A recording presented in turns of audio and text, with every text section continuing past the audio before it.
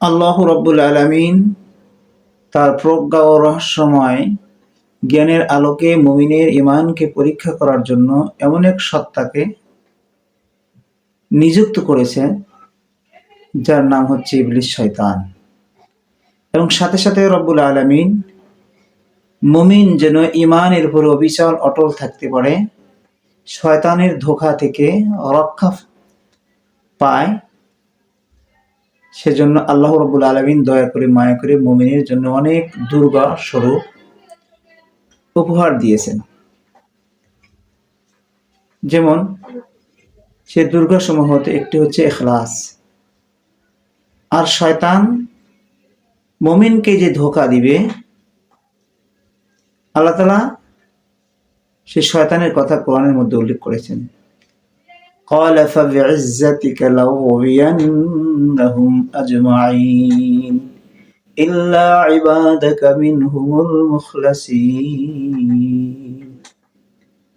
শয়তান বলে,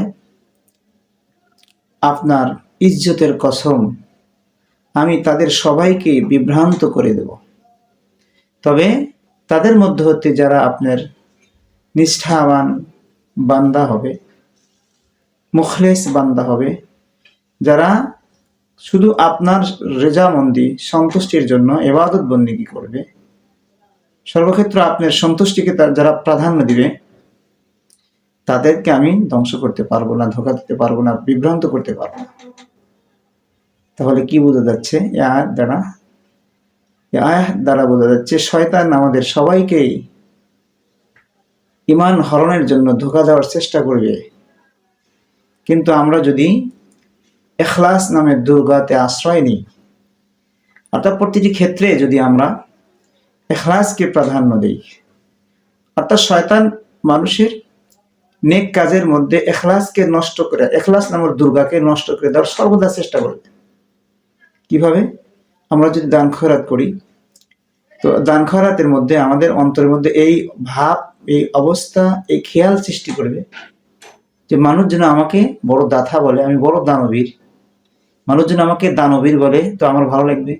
আমি যদি নামাজ পড়ি, তো মানুষ যেন আমাকে বলে নামাজি। আমি কোরআন তেলাওয়াত করি, মানুষ যেন আমাকে বলে লোকটা সর্বদা কোরআন তেলাওয়াত করে। এই যে মানুষের সন্তুষ্টি অর্জনের খেয়ালটাকে আমাদের অন্তরে সৃষ্টি করার চেষ্টা করবে। ইখলাসকে, এটি হচ্ছে ইখলাসের বিপরীত।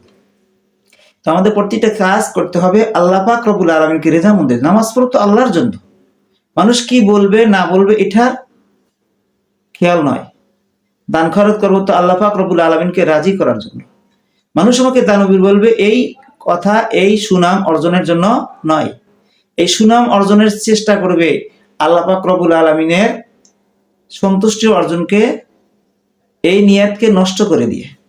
তো সর্বক্ষেত্রে আমরা খেয়াল রাখবো যে প্রত্যেকটা ক্ষেত্রে আমরা খেয়াল রাখবো, প্রত্যেকটা কাজ আমরা রেজায়ে মাওলা আল্লাহ পাক রব্বুল আলামিনের সন্তুষ্ট জন্য যদি করি, তাহলে এই ইখলাস নামের দুর্গা যদি আমরা প্রাধান্য দেই, এই দুর্গাকে, তাহলে শয়তান আমাদেরকে ধ্বংস করতে পারবে না, আমাদের ইবাদত বন্দেগীকে নষ্ট করতে পারবে না। আমরা সর্বদা খেয়াল রাখবো ইখলাস নামের দুর্গার আশ্রয় নিতে। আল্লাহ তাআলা আমাদের সবাইকেই ইখলাস অনুযায়ী প্রতিটি কাজ করার তৌফিক দান করুন। আমিন।